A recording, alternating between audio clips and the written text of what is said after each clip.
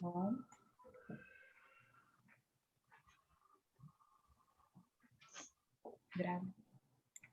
Já? Já, né? É que como a minha tela mudou, eu fiquei esperando. Muito boa noite, O professor. Maicon está falando que é do Rio Grande do Sul, Paraubé? Isso? Paraubé. Paraubé, obrigada. Não é Paraupebas. Paraupebas é do Pará. Bom, então, vamos começar, né? Professor Alex, boa noite. Professora Boa noite. Patrícia, vocês estão na sala, daqui a pouco eu vou ver porque eu fechei a tela rapidinho. Professor Alex, do IPU, UFRJ, eu vou apresentá-lo rapidamente, né? Só um resumo muito rápido do seu longo currículo.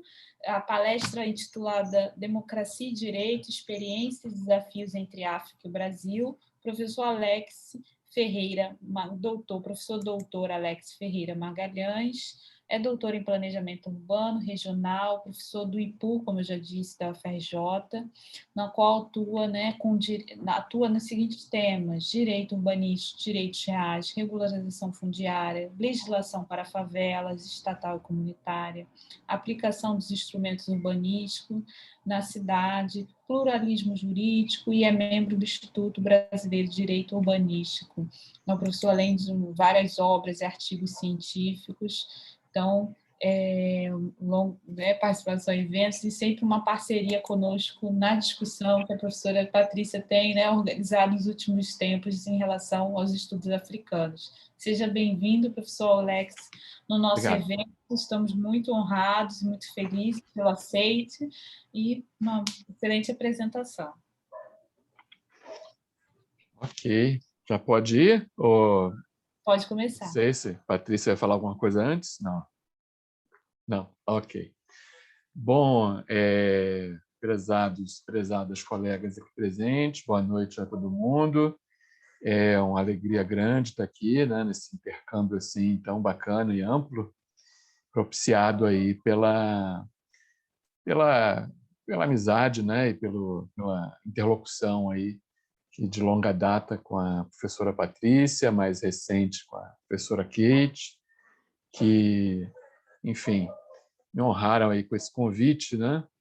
Dentre tanta gente que teria talvez aí muito mais condição, né, de estar aqui pelo seu envolvimento com a questão do continente africano, né, com as múltiplas questões, né, que esse continente suscita para nós, né, as múltiplas provocações, né, e com as quais eu tenho um envolvimento mais recente, né, a partir aí de alguma experiência de alguns eventos acadêmicos e de um pós-doutoramento que eu recentemente concluí na Universidade de Coimbra, no Centro de Estudos Sociais, e lá, né, como há um contato assim muito estreito, né, com o continente africano, e é uma, digamos assim, tem uma presença, né, bastante evidente, né,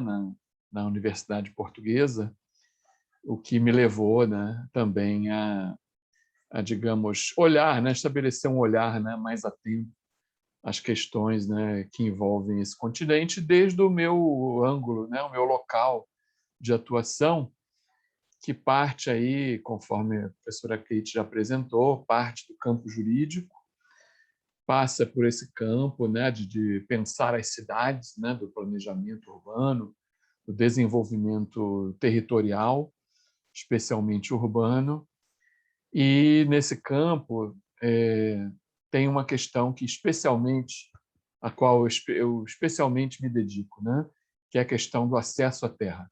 Digamos, essa é talvez a minha grande problemática de pesquisa, de respeito a isso, de respeito aos caminhos para democratizar o acesso à terra e, quando se trata de terra urbana, né, a terra apropriada, urbanizada, apropriada para as funções da cidade, a exemplo da função de morar, né, de trabalhar, de circular e de recrear, né, vistas aí como quatro funções elementares, né, das cidades.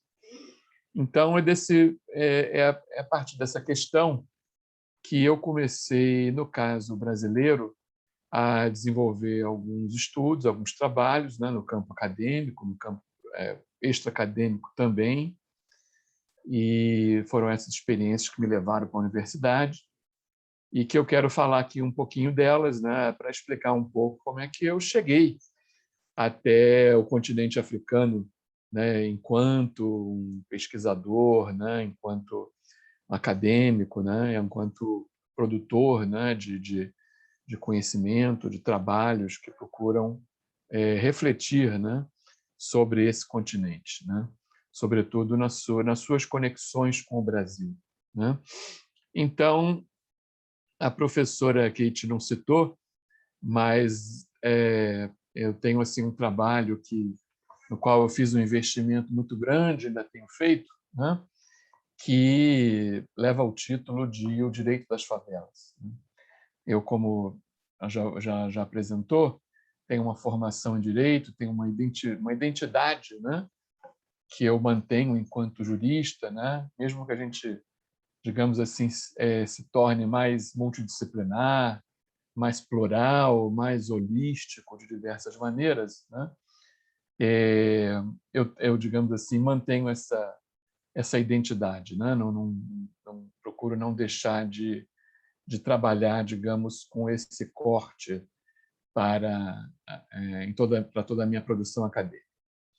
E, dado o meu interesse sobre a questão das favelas, né, algum tempo atrás, eu comecei a me perguntar o que um jurista poderia contribuir, né, com o debate, com a pesquisa, com a produção de conhecimento a respeito dessas espacialidades, né, tão marcantes no território brasileiro, com variações, né, nas suas configurações físicas, sociais, enfim, culturais, né, mas com alguns traços comuns, né, no país, né.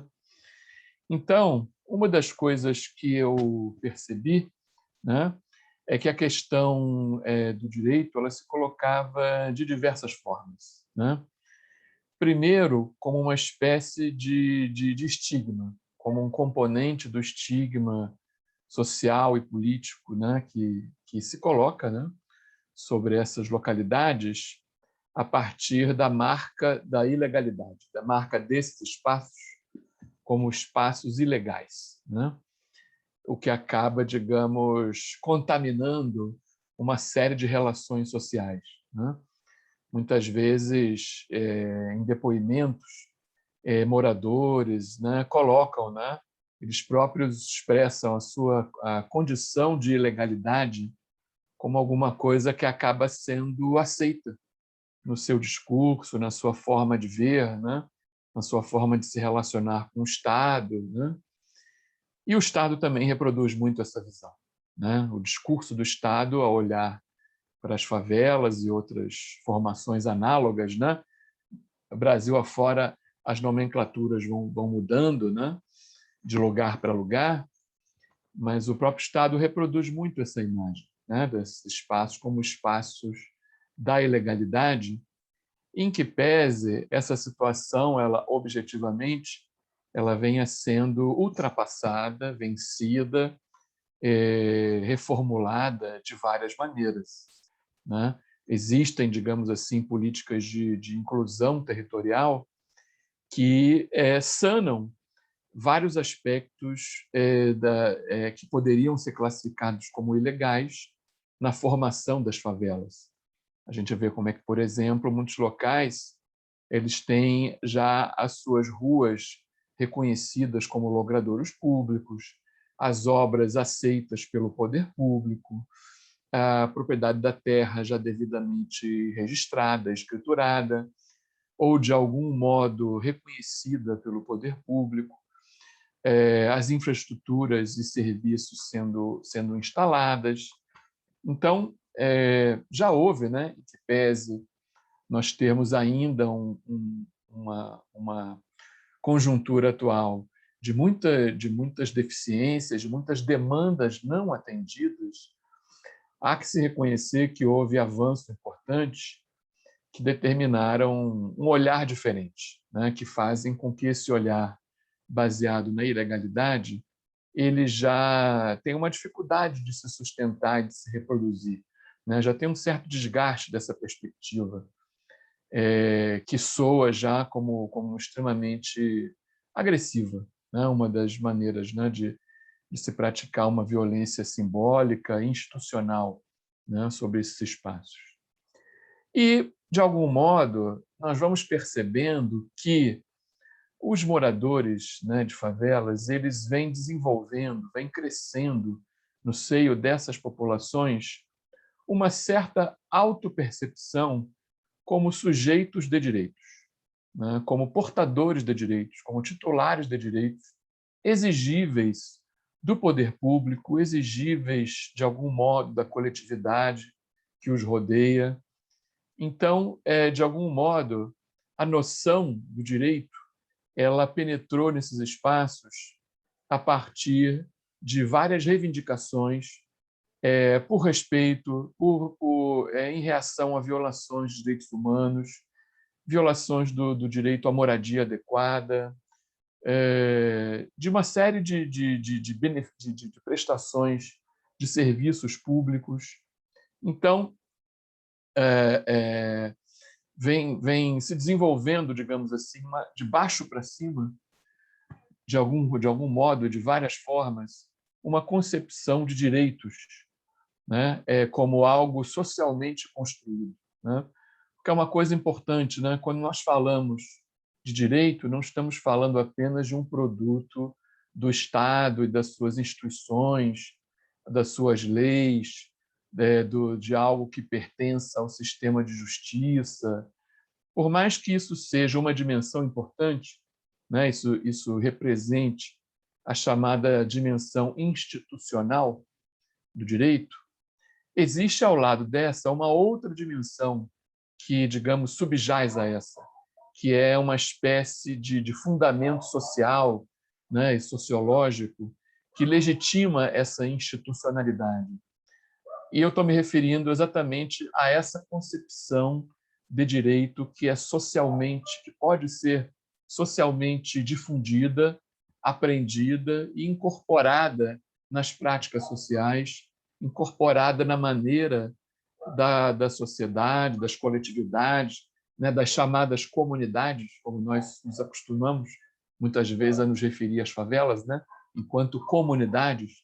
Tem uma grande discussão, né, sobre o cabimento dessa expressão ou não, a sua adequação ou não, enfim, não vou entrar aqui muito nesse debate, mas essas coletividades, possam ou não ser vistas como comunidades, de algum modo se apropriaram da ideia do direito, e isso significa também um fator importante, porque ele instrumentaliza reivindicações, ele potencializa reivindicações, ele impulsiona reivindicações que, por sua vez, têm levado a algumas conquistas, né? Só um instante, professor Alex, um momento. Monitoria, Denise, bloqueie os microfones, só deixa o do Alex aberto, por favor.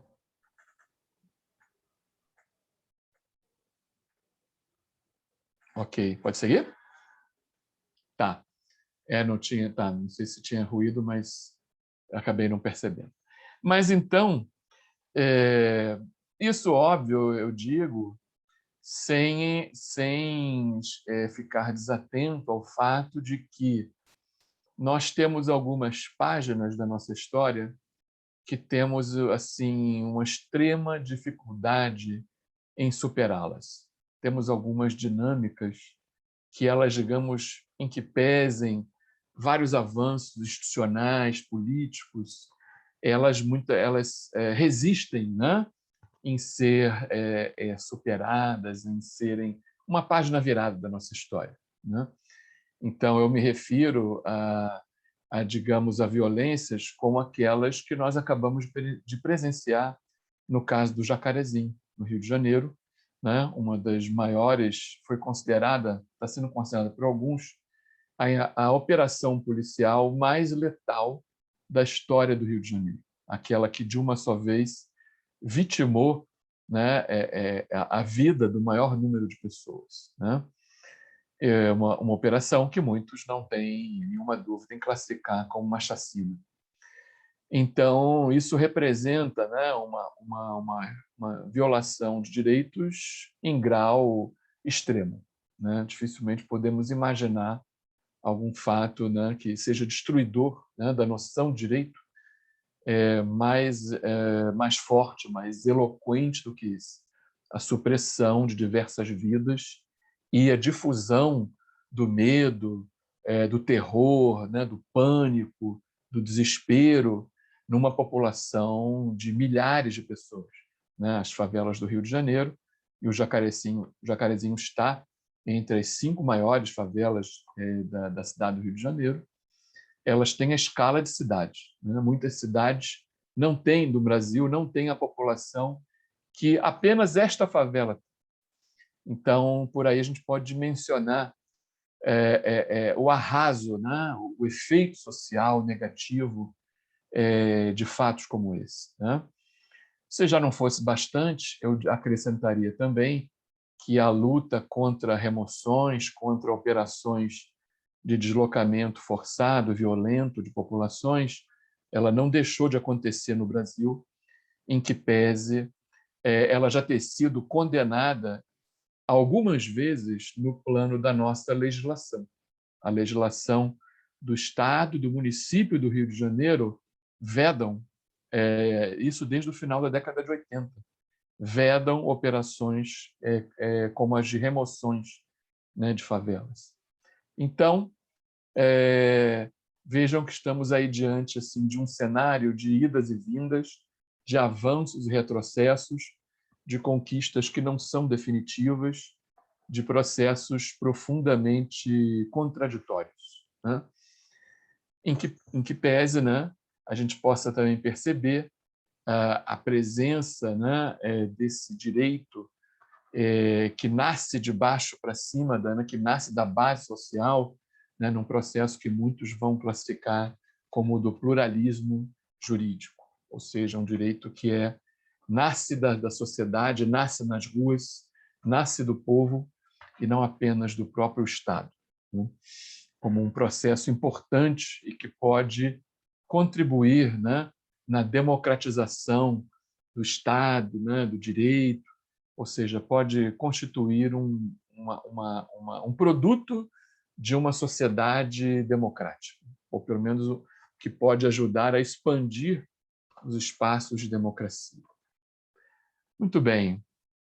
A partir aí, então, dessas premissas, daquilo que nós encontramos, que eu consigo visualizar na experiência brasileira, é que eu comecei a me voltar, em certa medida, para o caso dos países africanos, né, das múltiplas nações existentes no continente africano, de tentar compreendê-las um pouco a partir dessa minha matriz com a qual eu trabalho e buscando, então, dar conta, né, das múltiplas complexidades que o continente africano oferece à nossa compreensão no Brasil, né, na medida em que são sociedades que têm uma trajetória histórica que as singulariza, que tem uma formação do Estado que as singulariza, né? No caso, por exemplo, dos países de língua portuguesa, dos países africanos, né, de língua oficial portuguesa, como, né, sempre se ensina, né, que nós devamos chamar, já que existe uma multiplicidade de línguas nativas vivas e usadas, né, nas sociedades, e é muito interessante essa pluralidade linguística desses países, né? Até aproveito para relatar aqui uma situação muito interessante que eu vivi em Cabo Verde, né, quando lá estive, em que estava lá convidado exatamente para fazer uma conferência ali na universidade e observava que todos o alunado, enquanto aguardava o início da palestra, se comunicava na língua nativa, que é o crioulo, né? E quando o professor entrou em sala e começou a falar, todo mundo passou a se comunicar em língua portuguesa, né?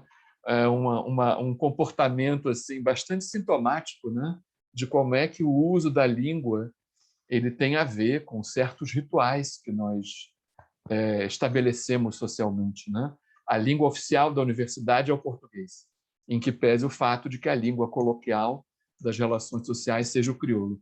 É uma espécie de aparelho que você, como se você ligasse, né, mudasse, né, uma configuração de um aparelho para que ele passasse a operar numa outra linguagem. Então, são sociedades repletas de particularidades, muitas das quais eu desconhecia até ter essa experiência direta de ida a esses países, de uma independência que, de um ponto de vista histórico, podemos dizer, é um fato recente. São independências que estão próximas de completar 50 anos, né, o que é um período, né, do ponto de vista histórico, relativamente curto, mas que já assim, já apresenta uma trajetória, né, que determina e que explica aquilo que hoje ali encontramos, né? Então, são sociedades que enfrentaram guerras de independência, guerras civis, né? Que também ainda lutam por superar os muitos legados do colonialismo, né? E as suas expressões de desigualdade, de violência que ele deixou, de segmentação territorial, aquilo que existia no período colonial, né? De a cidade dos colonizadores, logo dos brancos, e a cidade dos nativos e colonizados, logo dos negros, né? São marcas que ainda estão inscritas hoje no território, né? Eu pude observar isso na cidade da Praia, em Cabo Verde, na cidade de Luanda, em Angola, na cidade de Maputo, em Moçambique, e também na cidade do Cabo, na África do Sul, né? Essas marcas que elas se expressam no território, elas ainda são, digamos assim, muito visíveis, né? E, digamos, a superação disso ainda é alguma coisa muito complexa. Então, assim como nós, no continente africano, tem algumas páginas da história em que a superação delas ainda se mostra bastante complexa, bastante difícil, uma espécie de um parto doloroso, né? Os estados nacionais africanos ainda se mostram muitas vezes como estados com um caráter autoritário muito acentuado, né? Não sei aqui se ainda tenho, digamos assim, uma visão um tanto quanto etnocêntrica, né? Da conformação política desses locais, mas são locais em que, digamos, as liberdades, aquilo que nós nos acostumamos a conhecer como as liberdades da democracia ocidental, né, um sistema de liberdades públicas próprias, né, da construção política ocidental, a gente, digamos, ainda tem uma dificuldade de visualizá-las e encontrá-las nas experiências de países africanos, nos quais, eu diria, existem lutas, né, que também partem de baixo para cima, lutas instituintes, lutas que apontam, né, para uma reconfiguração política dessas sociedades, lutas nas quais se reivindicam direitos e se afirmam direitos que muitas vezes sequer se encontram inscritos nas leis, né? Enquanto no Brasil, muitas vezes, nosso problema é o problema de fazer valer as leis democráticas que já escrevemos, né? No caso africano, a luta é um pouquinho diferente, ou pelo menos de alguns locais do continente africano, pelo menos desses locais que eu mencionei aqui, que eu já pude ter uma experiência mais direta. Nesses locais, as lutas sociais, elas afirmam direitos que ainda não têm o status do reconhecimento legal, ainda não têm o status da legalidade. São uma concepção jurídica insurgente nas sociedades e que pode, eventualmente, dar ensejo a atos do Estado que as reconheça, né? E aí eu diria que, no caso sul-africano, nós podemos falar de algumas conquistas importantes que os movimentos coletivos da população africana conseguiu arrancar do Estado sul-africano, né? Sobretudo nos tribunais. A experiência sul-africana ela é interessante porque, na medida em que as lutas sociais elas foram, provavelmente pela tradição anglo-saxônica, né, que é muito marcante no caso sul-africano, o fato é que elas foram direcionadas para os tribunais, não tanto, e não exclusivamente para o poder executivo, ou para o poder legislativo, para o parlamento, mas, ao menos num primeiro momento, para os tribunais, e a chamada jurisprudência dos tribunais sul-africanos já produziu diversas decisões, diversos precedentes de reconhecimento do direito à terra, né, do direito à moradia, do direito à não expulsão de maneira arbitrária, do direito a uma realocação em casos em que o Estado precise, por razões objetivas, fazer deslocamentos populacionais. Então, há, digamos, algumas aberturas em que pese as contradições, os limites, né? Não estou aqui falando assim de conquistas amplas, gerais e restritas, né? São conquistas paulatinas e que vão ali se acumulando, mas que já mostram, né, que a sociedade ali apresenta uma capacidade de resistência e de interferência na condução das políticas públicas, em especial das políticas de acesso à terra, que é a grande questão, foco da minha atenção. Então, nós temos, digamos, isso de potências que já se apresentam, no caso sul-africano, ao lado da enorme desigualdade que ainda existe, ao lado, né, da pobreza extrema, que ainda é muito, digamos assim, chocante nesses países, né? Eu, de algum modo, me julgava, pela experiência no Brasil, preparado para ter um contato direto com essas situações, e nessas minhas viagens eu descobri que eu estava redondamente enganado, que, digamos assim, de um certo modo, como a gente costuma dizer, a grosso modo, o buraco é muito mais embaixo ali, né? Então, são situações assim muito chocantes, né? E assim que nos tocam, né? Que nos deixam realmente abalam não apenas a nossa razão, mas também a nossa sensibilidade humana de modo assim muito profundo. Então, enfim, em que pese isso tudo, existem algumas potências que se insinuam e que a gente pode e deve reconhecê-las, porque elas que apresentam, digamos assim, a possibilidade de uma mudança, de uma superação de uma condição histórica muito opressiva. Então, no caso sul-africano, eu destacaria esse dado, e no caso cabo-verdiano, por exemplo, eu destacaria uma tradição cabo-verdiana muito interessante, que lá é chamada de juntamon, né? Juntamon, em crioulo, a gente assim não é um pouco difícil a gente perceber pela similaridade da linguagem, que significa junta-mãos, o juntar de mãos, o unir de mãos, o somar-se das mãos. Em uma palavra, aquilo que no Brasil nós costumamos chamar de mutirão, né? Ou seja, nos bairros populares, nos bairros periféricos da cidade da Praia, o juntamon é uma instituição social. Ela é uma prática social reconhecida, estruturada, consolidada. É uma maneira do povo cabo-verdiano produzir o seu próprio local de vivência, o seu próprio local de moradia, usando dos seus esforços individuais e coletivos.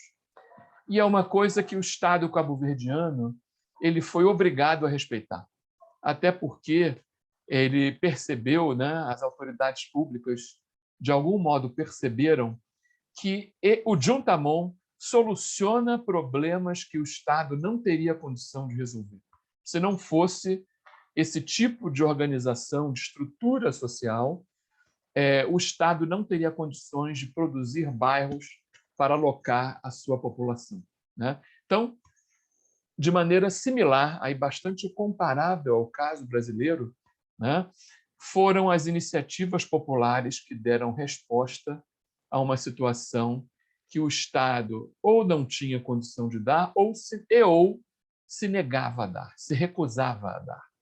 No caso brasileiro, a história das favelas tem muito essa marca. É a produção de uma resposta popular diante de uma situação de moradia, de acesso à terra, de acesso à cidade, que o Estado se recusou, historicamente, a produzir e a oferecer. Então, aqui nós temos dinâmicas de alguma forma comparáveis, em que a solução vem de baixo para cima, né? A sociedade, pelo menos um segmento dela, já oferece uma solução, uma saída, uma resposta que pode ser potencializada pelo Estado, que pode e deve ser apoiada pelo Estado para que ela se expanda, para que ela se consolide, para que ela produza melhores efeitos. Então, onde há esse casamento, né, entre as iniciativas sociais, né, as tradições sociais, as instituições nascidas dos esforços coletivos da sociedade e o apoio do poder público no sentido de reforçar essas experiências, mantendo o seu protagonismo, assegurando o seu protagonismo, né, sem buscar, por exemplo, estatizá-las, aí nós temos, digamos, uma fórmula que pode, digamos, responder a algumas das questões, algumas das indagações que nós temos sobre o desenvolvimento dessas coletividades e da superação, ao menos parcial, da sua situação de desigualdade, de miséria extrema e de outras violências, né? E eu falando isso, eu penso, por exemplo, na experiência das autoridades tradicionais que ainda são muito presentes no caso angolano e no caso moçambicano, né? Um acento muito forte dessas sociedades, né? Pelo menos chamou muita atenção na minha experiência, e é algo muito tematizado na literatura, é algo muito tematizado no âmbito do próprio Estado, né? A questão de como o Estado lida e lidará com as autoridades tradicionais, que é algo que se reproduz até hoje nessas sociedades, é algo que é muito forte no ambiente rural, mas que ainda tem uma presença nas cidades, sobretudo nas suas periferias. É uma tradição local que subsiste até os dias de hoje, que conseguiu, digamos, sobreviver de diversas formas. E o que a gente observa na experiência, né, de Angola e Moçambique foram, por exemplo, algumas tentativas do Estado se apropriar dessa forma de organização social, né, do Estado trazer para si essas autoridades, do Estado, digamos assim, estatizar essas autoridades. Então, essas experiências nos sugerem que esse não é o melhor caminho, que esse caminho ele cria conflitos, cria contradições, cria problemas de uma solução muito difícil, cria alguns impasses, de maneira que o que essas experiências sugerem é que deve ser outra a forma do Estado lidar com elas, nessa linha que eu mencionava antes, de assegurar a sua autonomia, assegurar o seu protagonismo, assegurar as condições do seu desenvolvimento como uma ferramenta que pode, eventualmente, que tem algum potencial emancipatório dessas sociedades, né? Então, também isso, eu diria, que é algo que tem alguma dose de comparação com a experiência brasileira, onde nós, no período democrático, no período de 88 em diante, nós, digamos assim, tivemos uma trajetória de reconhecimento e de valorização do que nós chamamos aqui de comunidades e povos tradicionais, né? De algum modo, aquelas organizações sociais de uma tradição mais longínqua, de uma tradição até imemorial, que subsistem até hoje, né? E nós temos hoje inúmeras categorizações de comunidades e povos tradicionais no Brasil, ela tem sido, de algum modo, reconhecida pelo Estado, e esse é um dos debates que se coloca também no caso brasileiro. Quais são as estratégias mais adequadas para que nós tenhamos uma proteção dessas experiências, um respeito por elas e uma manutenção delas, enquanto plataformas emancipatórias dessas comunidades e grupos que apresentam essa forma de se organizar até os dias de hoje, né? E talvez no caso africano, pelo menos numa primeira percepção que eu tive, são experiências profundamente enraizadas na vida dessas sociedades, que, no entanto, foram impactadas no período recente pelo Estado colonial e até mesmo pelos Estados independentes que procuraram, de algum modo, se apoiar nessas experiências como plataformas não tanto emancipatórias das comunidades, mas talvez de legitimação do Estado, né? Com preocupações que se dirigem menos para as próprias comunidades e mais para o próprio Estado, né? Para a sua perpetuação, né? E da ordem política que ele deseja estabelecer, né? E reproduzir, né? No país, né? Então, são embates bastante complexos, embates que exigem de nós um esforço de compreensão muito grande, porque estamos sempre, né, muito condicionados pela visão eurocêntrica, pela visão colonial que temos dessas sociedades, né? A pauta de uma visão decolonial dessas sociedades, de fato, aparece como uma pauta importantíssima para fundar, né, um paradigma adequado para nós conhecermos, né, estudarmos e compreendermos essas sociedades e podermos estabelecer diálogos e intercâmbios com elas, né? Então, eu acredito que existem essas potências, que essas potências são um ponto de partida fundamental, seja para um projeto de conhecimento, de compreensão, seja para um projeto político transformador, emancipatório dessas sociedades. Essas potências se encontram sob várias ameaças e riscos e pressões, né, que vêm do Estado, que vêm da ordem global, que vêm das relações que estão estruturadas, né, na escala planetária também.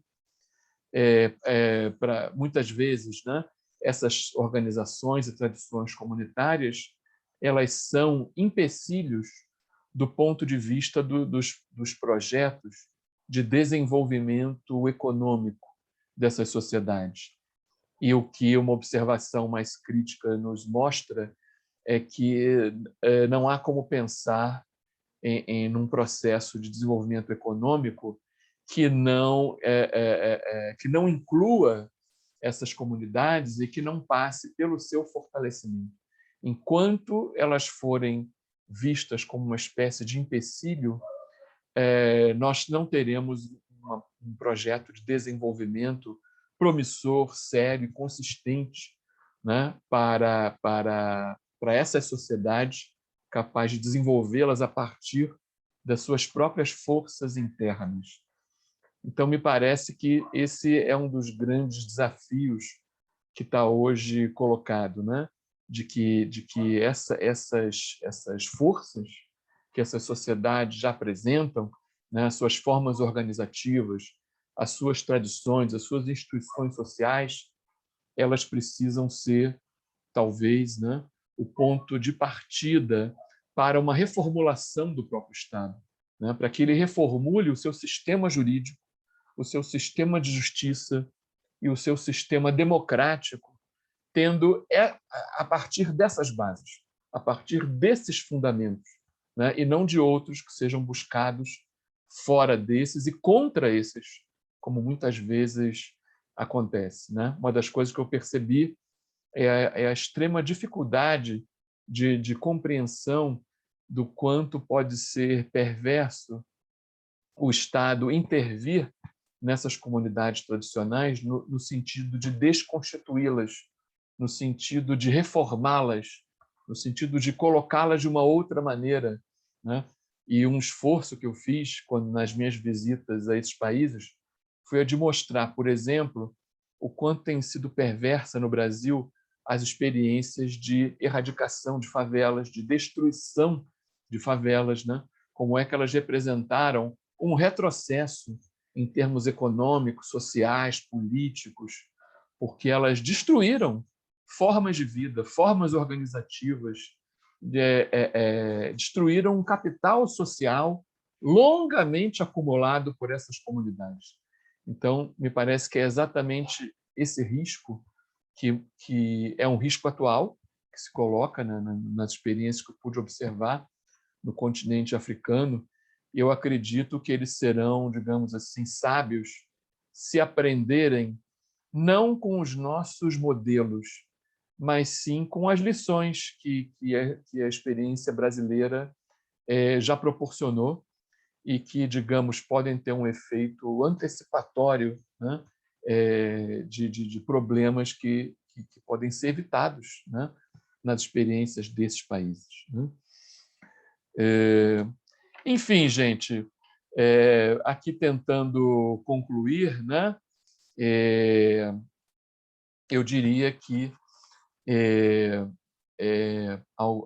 no caso, né, dessas sociedades africanas, elas têm, digamos, uma possibilidade grande, né, digamos, fazerem avanços, né, nos seus processos de desenvolvimento amplo, né, e bem compreendido, se conseguirem colocar, né, ao alcance do povo aquilo que formalmente na esfera política já é reconhecido como um patrimônio de todos, né? Uma das reivindicações que eu ouvi muito foi precisamente essa, né? A terra, por exemplo, já é afirmada em várias constituições africanas como um bem comum de todo o povo daquele país, né?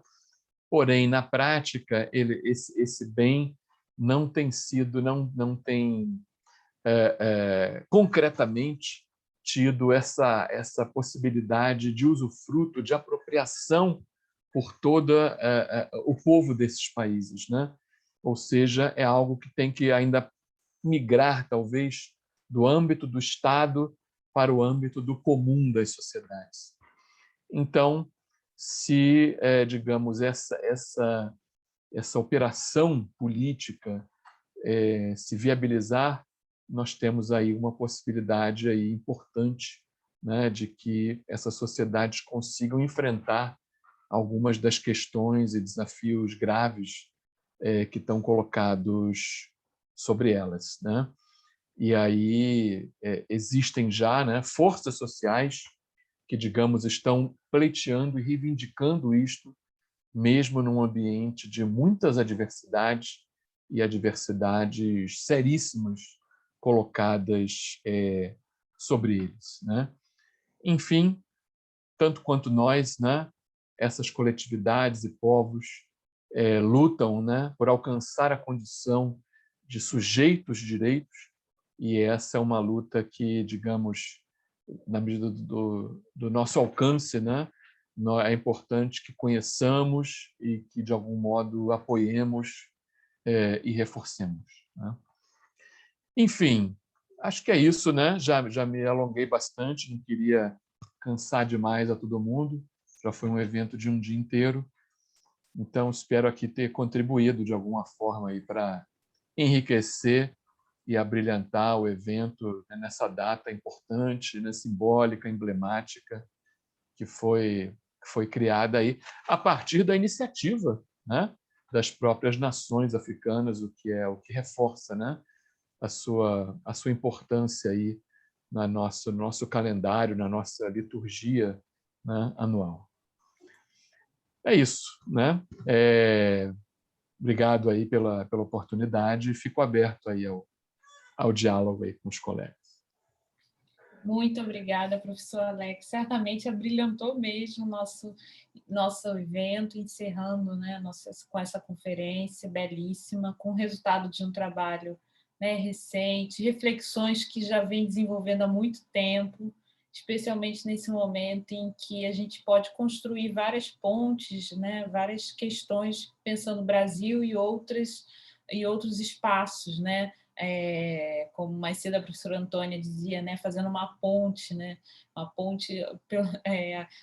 no contexto atlântico, né, para pensar, e é possível discutir essas questões aqui no Brasil de forma muito promissora, né, para nossas pesquisas. E depois eu comento, mas queria abrir primeiro, se alguém quiser fazer alguma pergunta, algum questionamento. Vamos ver se alguém quer fazer.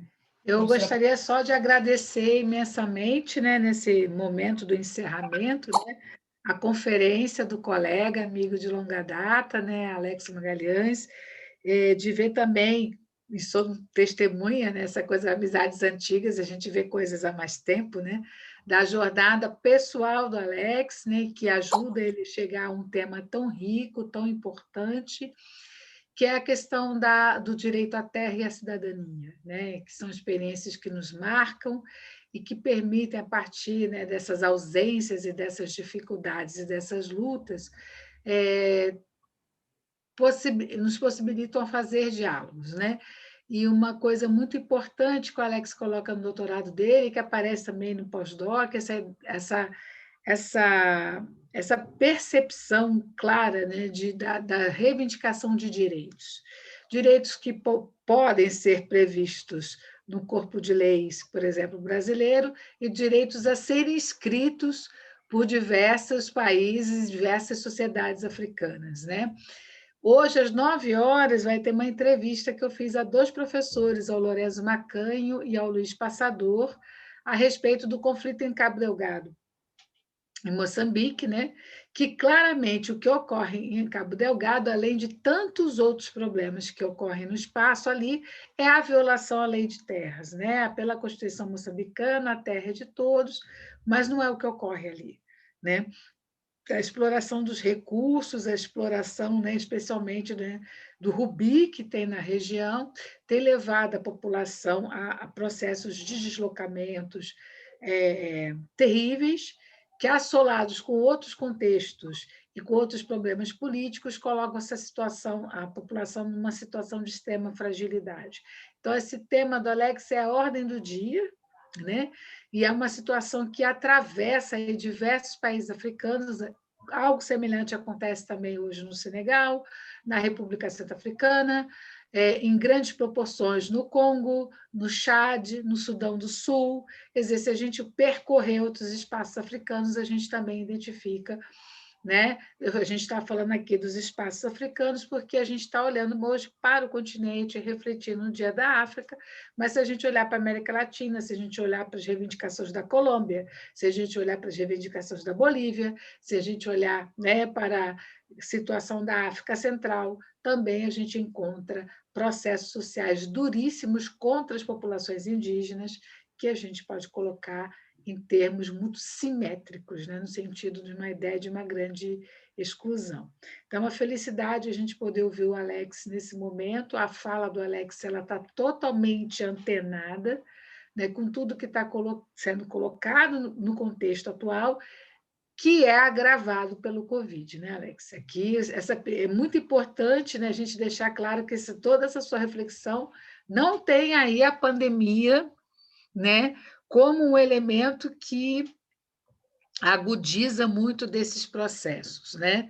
E hoje a gente está lidando aí num dia que o Brasil chega a 450 mil mortos, dados oficiais, né, pelo Covid. Isso é algo que a gente precisa realmente refletir. Obrigada, Alex. Obrigada, professora Kate. Obrigada, professor Dionísio. Pensando um pouco nessa questão da... desculpa, Alex. Quer fazer uma pergunta? Não, eu ia só realmente reforçar isso que a Patrícia falou agora no finalzinho. De fato, é uma reflexão pré-pandêmica, né? Acho que, de fato, a pandemia exige que a gente recoloque, né, e atualize essas reflexões. né? Só, de fato, reforçar esse ponto que realmente é importante de frisar, né? A Patrícia colocou que essa questão é contemporânea, né, e ela pode ser pensada para vários países africanos, e aí eu também colocaria uma outra dimensão em várias periodicidades também, né, pensando que como as migrações, essa questão da terra, ela é estruturante, né, pensando no processo anterior às independências, e aí eu estou pensando no trabalho que o meu aluno desenvolveu aqui, né, em relação aos museques angolanos, né, através da literatura, e mesmo ele trabalhando com a literatura, e eu dizia para ele, a gente está olhando aqui o espaço urbano, né, os museques angolanos são riquíssimos, são espaços interessantíssimos até hoje, né? E eu desconhecia, de fato, essa dimensão, né? Então, esse olhar, pensando a terra, pensando direito, né? Isso traz questões para nós muito interessantes, que a gente, principalmente para nós brasileiros, né? Quando olhando para os nossos espaços, né? E, claro, pensando uma comparação completamente diferente a forma como isso está colocado, a questão da formação política, mas a gente conhece muito pouco, né? Então, pensando nesse dia, né, que a gente discutiu temas e possibilidades de pesquisa para o ensino de história, como que, se você puder falar um pouco disso, né, desses espaços específicos, se você trabalhou com os MUSECs, se você olhou para esses espaços, como que a gente pode fazer, de fato, comparações, né, com a realidade brasileira, especialmente do Rio de Janeiro, né, que é um pouco diferente da região norte aqui, mas que a gente possa construir esse diálogo, né, com outros países e olhar para esse espaço como estruturante, né, de relações complexas, né, sociais complexas e ricas também, pensando na cultura, né, enfim, na economia. Isso. Ok. Eu diria, Kate, que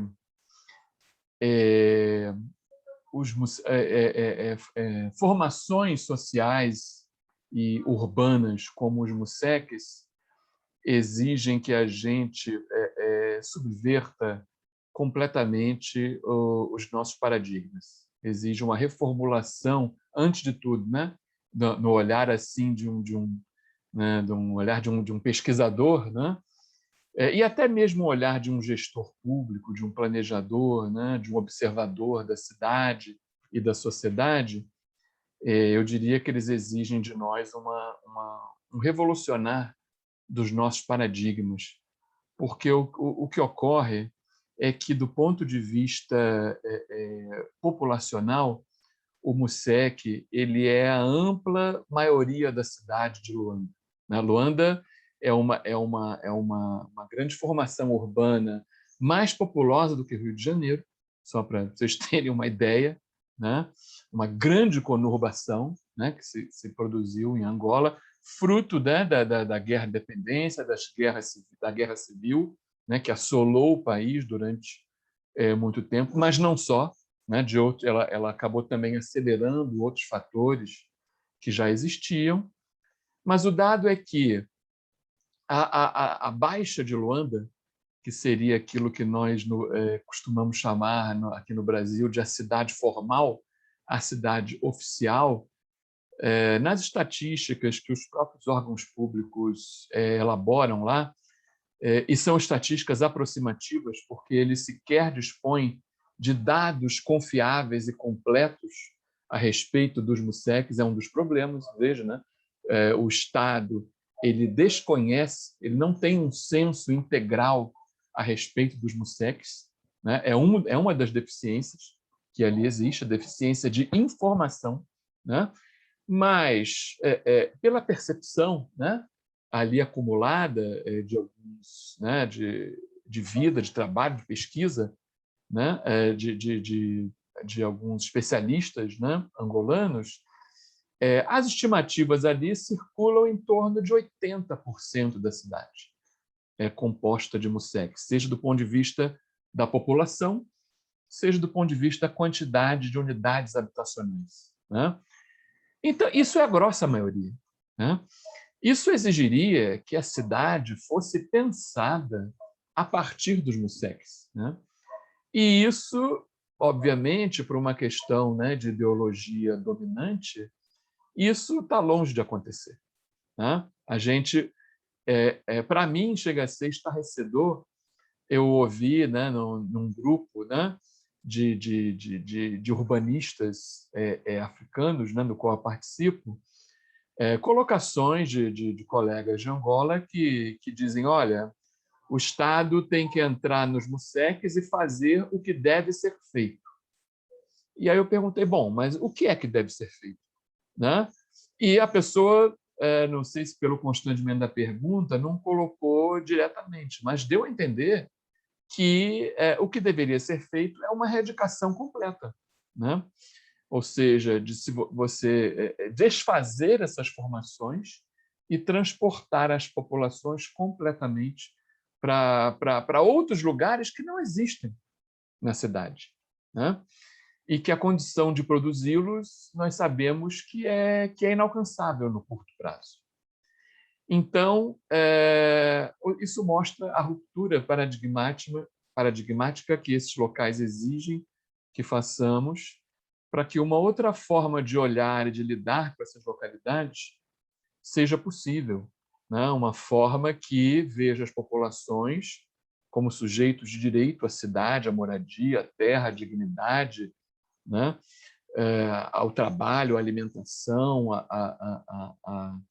a localização que conquistaram nas cidades, porque há museques que eu diria, eles estão bem localizados na cidade, né? Nem todos estão nas periferias distantes, né? Alguns estão em áreas assim bastante favoráveis da cidade, em termos de acesso ao emprego, a serviços, etc. Então, a abordagem da sua erradicação, da sua destruição, ainda é muito presente e ainda há uma resistência muito grande em se pensar em alternativas em relação a esse tratamento, né? Muitas operações de erradicação pioraram uma situação que já era muito ruim, que já era dramática, né? Então, eles constituem um desafio político, social, né? Porque, de fato, é uma moradia que precisa ser, de algumas formas, qualificada, né? Que de fato clama, né, por um amplo processo de investimentos em melhorias nas condições de moradia nesses locais, né? Por exemplo, uma condição que é dramática é o acesso à água, né? Uma questão seríssima em Luanda, né? A água é vendida como se fosse e é disputada como uma mercadoria, né? Uma situação também, por exemplo, de alta, né, dramaticidade. Então, os museques representam de fato um desafio, seja social, seja político, seja do ponto de vista do seu conhecimento, que ainda de várias formas ele é um conhecimento insuficiente ou enviesado, né, pela ideologia, pela ideologia dominante, pela ideologia do estigma, né, e da legitimação de soluções, de medidas, né, de políticas violentas sobre essas localidades, né? E, de fato, de maneira assim comparável ao Brasil, elas constituem uma formação urbana que está muito enraizada no imaginário social, né, do povo Kaluanda, como gostam de ser chamados lá. Então, digamos, tem um significado, né, para a história daquela sociedade que é muito representativo. Então, nós, ao falarmos dos museques, não estamos assim falando de pouca coisa, né? Estamos falando de algo, né, que pertence à história da grossa maioria da população de Luanda, que está, digamos assim, está nas suas memórias, está inscrita nas vivências, está presente na literatura, né? Vários autores, como José Loandino, por exemplo, tem obras, José Loandino Vieira, né? Tem obras belíssimas falando dos museques. Então, de fato, ela digamos, ela está muito presente no imaginário social. E, enfim, tudo isso para dar uma dimensão, né, da relevância que esse tema tem, né? Então, de fato, nesse sentido, algo muito, muito comparável ao caso das favelas brasileiras, embora com uma situação, em termos de qualidade de vida urbana, muito mais grave, né? Eu, de fato, em vários momentos, visitando essas localidades em Luanda, eu pensava, nossa, essas pessoas aqui nas favelas do Rio de Janeiro, pelo menos naquelas favelas mais antigas, que já estão um pouco mais urbanizadas, essas pessoas talvez se sentissem no paraíso, né? Porque já digamos, há uma diferença, né, em termos de algumas aquisições urbanas que aqui, de algum modo, essas populações conquistaram, mesmo com muitas contradições, e que lá em Luanda ainda estão assim mais distantes de alcançar, né? A visão do direito à terra por parte dos moradores de Museque ainda é uma percepção muito tênue no caso de Luanda, né? Enquanto aqui, digamos, de algum modo foi possível, tem sido possível alguns autores, pesquisadores e até lideranças de favelas falarem sobre o direito das favelas, no caso de Luanda, digamos, ainda mais, digamos, mais distante, eu vejo pelo menos um pouco mais distante no horizonte, alguém começar a falar do direito dos museques, né? Então esse é digamos, um obstáculo, né, histórico e político a ser vencido, né? Que ainda vai demandar algumas lutas sociais para, digamos assim, transpor essa barreira, né? Detonar esse muro que separa a visão dos museques da condição, né, do sujeito de direitos. Nossa, é extremamente interessante, porque quando eu, né, tive proximidade com essa discussão, eu fui pensando na questão cultural, a música, artes visuais, diversos tipos de expressão artística, né, como o MUSEC está presente no processo criativo, né, contemporâneo, né? E não só a questão atual, mas a questão da memória, né, da construção de uma identidades, né, pensando nos espaços angolanos. Então, é muito interessante, quer dizer, me fez pensar comparativamente ali no primeiro momento no Rio de Janeiro, mas olhei para aquilo e pensei, nossa, não esgota, né? O que tem mais, né? De fato, as questões que você traz iluminam muito esse debate, ajuda a gente a pensar nas possibilidades de refletir, né, sobre essas diferenças, desigualdades sociais, né, e dentro de um processo histórico específico, né, político, enfim, que daria outro tema bom para a gente discutir, hein? Mais alguém, gente? Mais alguma questão? Deixa eu ver aqui no chat, acho que eu não vi, né? Eu não acompanhei. A professora Patrícia colocou no chat o link, a gente tentou passar o folder aqui, mas eu também não sei passar no Zoom, mas tem o link da Rádio Fiocruz. Diga, Patrícia. Não, eu ia perguntar ao professor Dionísio, nosso colega da Federal do Pará, se ele tem considerações a fazer, né, também. Ah, sim. Eu até passo a palavra... Ah, desculpa, Dionísio. Vai.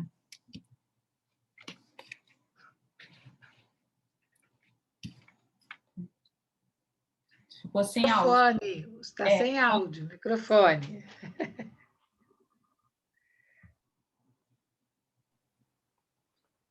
No, simplemente parabenizar ao professor Alex, que tem trazido uma dimensão diferente a nosso evento sobre a África, uma outra maneira de ver a África a partir do direito, a partir dos direitos coletivos, do direito popular, por chamarlo de algum termo, do direito tradicional, e que o desconhecimento por parte de determinados gobiernos africanos da importância desse fator cultural, né? Que é o direito consuetudinário, o que é a tradição, tem trazido muitos problemas e tem trazido, a vezes, até fracasso de alguns movimentos, de alguns projetos bem intencionados, simplesmente pelo desconhecimento do fator cultural que está associado à história de todas essas sociedades africanas. Então, tudo que temos escutado aqui ao longo do evento, um evento bem longo, cedo, estamos escutando diferentes visões sobre a vida e a história e a cultura africana e afro-brasileira.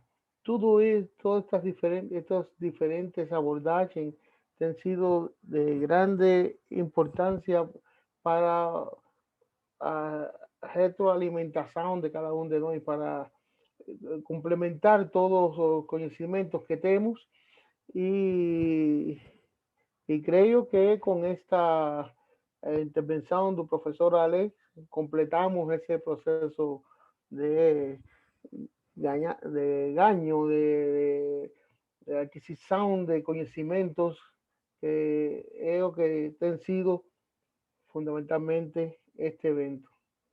Eu parabenizo mais uma vez ao professor Alex pela sua intervenção. Só isso. Obrigado, professor. Agradeço pelas palavras e quero também frisar um ponto importantíssimo trazido aqui pelo professor Dionísio, a noção de direito consuetudinário ou direito costumeiro, que, de fato, eu, primeiro na experiência de pesquisar sobre favelas e depois sobre o continente africano, eu pude descobrir a importância dessa noção, né? É uma noção que, no caso brasileiro, nas faculdades de Direito, ela é completamente subestimada, né? Eu me lembro de ter tido uma aula sobre esse tema no primeiro período da minha faculdade e só. E ponto final. Se qualquer um abrir um manual de introdução ao estudo de direito, de qualquer jurista brasileiro, vai encontrar não mais do que 3 páginas sobre esse tema.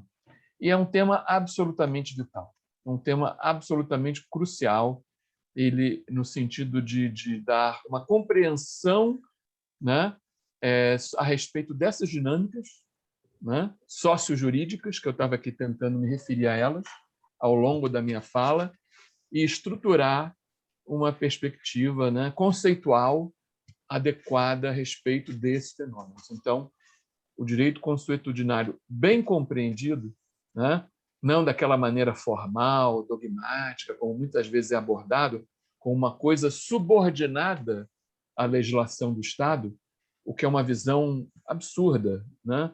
Imagina-se, né, costumes que são centenários, que são imemoriais, possam, por algum ponto de vista, se subordinarem às leis do Estado. É algo que se não fosse trágico, seria cômico, essa compreensão. Então, é uma noção que precisa ser redescoberta pelos juristas e já foi percebida, por exemplo, por alguns pesquisadores do campo da antropologia, né? Eu por exemplo, já conversei com alguns colegas desse campo que eles sim trabalham centralmente com a noção de direito consuetudinário. E os juristas estão ficando completamente para trás com relação a isso. E, nesse sentido, eu noticiaria com muita alegria que nessa minha experiência de ida à cidade do Cabo, né, na África do Sul, na Universidade de Cape Town, uma universidade que tem um campus belíssimo, muito bem estruturada, e que tem, de fato, pelas políticas de inclusão ali no período do Nelson Mandela, abriu-se, né, para a população negra, né, ali da cidade. E ali eu pude perceber com enorme alegria que no último ano do curso de Direito, direito consuetudinário se tornou tópico de uma disciplina ensinada no último ano do curso de direito. O último ano inteiro, os alunos estudam direito consuetudinário pelas mãos de uma jovem professora sul-africana, né, que, inclusive, estava tendo o trabalho de lidar com uma literatura multilingüe, porque ela está trabalhando com coisas escritas, né, nas línguas nativas sul-africanas. Então, está, inclusive, tendo esse trabalho de incorporar, né, a literatura de autoria, né, das próprias comunidades tradicionais e dos seus líderes e dos intelectuais que estão surgindo já nesse segmento social. Então, Alex, de fato, é uma experiência alvissareira que eu queria também não deixar de noticiar aqui. Eu estive na Universidade de Cape Town de janeiro a março de 2010. Ainda não existia um departamento das línguas, né, faladas na África do Sul. Eles estavam na luta para constituir. Então, quer dizer, em 10 anos, né, porque eu estive 10 anos antes do Alex, olha o crescimento que já houve a ponto de, no direito, já ter essa disciplina. E, justamente no pós-apartheid, nos advogados na África do Sul têm um papel muito importante de fazer diálogo com as lideranças religiosas para se construir, baseado no que se sabia do direito constitucionário, códigos de postura para se conseguir pensar na reorganização do país pós-apartheid, por causa dos números de violência contra a mulher, de estupros, de conflitos, de assassinatos. Então, é uma iniciativa do governo do segundo mandato de Nelson Mandela, com a Liga dos Advogados Sul-Africanos, fazendo esse diálogo com as autoridades religiosas. E, Alex, na Universidade do Cabo, quem tem muita memória disso, guardada e organizada, é o Departamento de Ciências da Religião, porque era o Departamento de Ciências da Religião que fazia essa mediação entre os advogados e essas lideranças religiosas. E hoje, essa área no direito surge por conta desse esforço anterior. Então, 10 anos atrás, eu vi isso começar e você chegou lá e isso já estava, né, andando, né? Então, isso também tem uma questão contemporânea aí que traz esse olhar sobre esse direito, né, que é super atual, né? Porque ele também se renova, se transforma, né? É isso. Bom, acho que não temos mais perguntas. Eu vou agradecer novamente o professor Alex, depois passo a palavra para a gente encerrar para os organizadores, da professora Patrícia, representando o IFESP, o professor Dionísio, representando o FPA. Então, meus sinceros agradecimentos, Alex, muito feliz, né? Sua fala instigante, que a gente fica pensando em vários temas de pesquisa para os nossos alunos que têm muito material, e com questões realmente sociais, questões que nos preocupam como brasileiros, que é o caso do Jacarezinho, que você tem um trabalho belíssimo, né? E autoridade nesse assunto, que a gente tem que estar atento também. Então, muitíssimo obrigada pelo seu tempo e disponibilidade nessa noite do dia 25.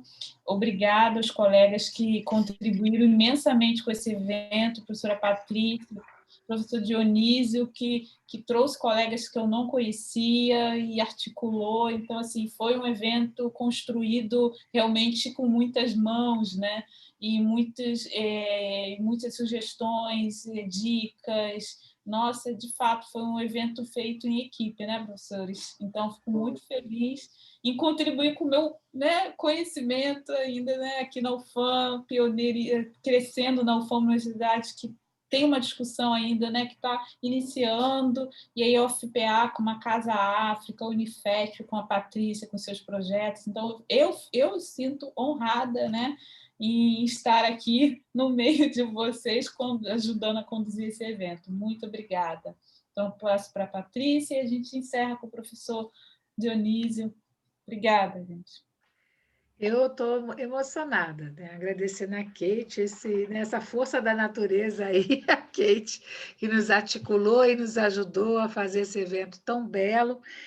E quero aproveitar rapidinho para agradecer a monitoria, né, que são jovens estudantes dos estudos africanos aqui da Unifesp, que se empenharam durante toda a semana, com toda a preocupação. E aí eu quero agradecer a Sara, a Saturno, a Samira, a Aline, o Matheus e a Denise, que está aqui com a gente, né? Então, Denise, transmite ao pessoal o meu agradecimento profundo, Ótimo, porque é por vocês que a gente faz tudo isso, viu, gente? Vocês estão aí com a gente dos bastidores, nos ajudando na linha de frente, mas é por vocês que a gente está fazendo tudo isso.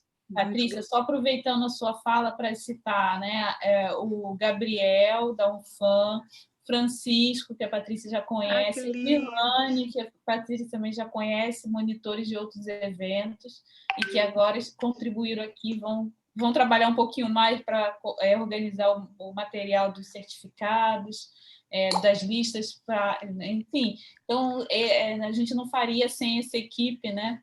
De equipe séria, que eu já conheço a equipe da Patrícia de outros eventos, e agradeço muito a generosidade de nos atender, né? Então, eles são... É o Ubuntu. Nós somos porque estamos juntos. Ubuntu. É o Ubuntu. Muito obrigada. É a rede. Professora Dionísio, encerrou, Patrícia? Posso passar a palavra? Tá. Não, agora que estamos já no finalzinho do nosso evento, é um momento ideal para agradecer, ¿no? Agradecer al personal técnico, todos estos estagiarios, estagiarias y bolsistas que ayudaron. Sin ellos no sería posible hacer un evento mismo.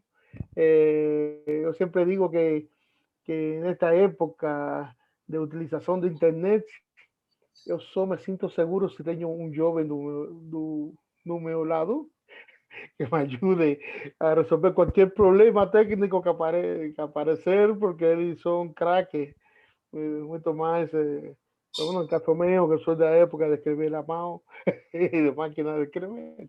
Entonces, sintan todos ellos y ellas nuestro sincero agradecimiento. Entonces, y también a profesora Patricia y a profesora Katie, além de profesores de la Escuela de Aplicación, Daniel, Antonia, y fundamentalmente a Katie, que te ha servido como intermediaria entre el sur y norte, haciendo esta articulación con mucha perseverancia y mucha capacidad de trabajo, incansable esa profesora, y todos estos factores que han contribuido al éxito de este trabajo. Y lo único que puedo decir para concluir es el deseo de que continuemos los próximos años haciendo ese tipo de actividades, porque vale a pena. Muito obrigada. Excelente, eu adorei. O único problema de trabalho, minha única crítica é o fuso horário, gente. Fuso horário não tem solução. Mas é uma horinha só. Nossa, mas na hora de montar, a Patrícia me perguntou umas coisas, eu disse, sinceramente, calcula aí, porque eu já estou cansada. Os horário bom é o de Moçambique, 5 horas. Isso é fuso horário. É o grande desafio de montar o evento online, são os fuso horários dentro do Brasil, imagina fora, né? Gente, eu vou ter um evento da Índia que o fuso horário é de 8h30. Então, o único horário, assim, feitiço de Akla, né? Que é 9 horas da manhã aqui, é quase 5 horas da tarde lá que a gente consegue se falar. Só tem esse horário, né? Qualquer problema, não dá mais para falar. Né? Então, essa semana a gente vai ter um evento sobre o Covid, né? Juntos. Então, é meio feitiço de Akla. Eu já sei que ou quinta ou sexta, 9 horas da manhã, eu já estou com eles. Que bom. Então, obrigada, gente. Foi ótimo. E em breve estaremos conversando novamente, eu espero. Boa noite, bom descanso e bom evento, professor Dionísio, nos próximos dias. Muito trabalho para todos nós sempre, né? Obrigada, Francisco. Obrigada, Alex. Um abraço, gente. Até o próximo evento aí. Até outro.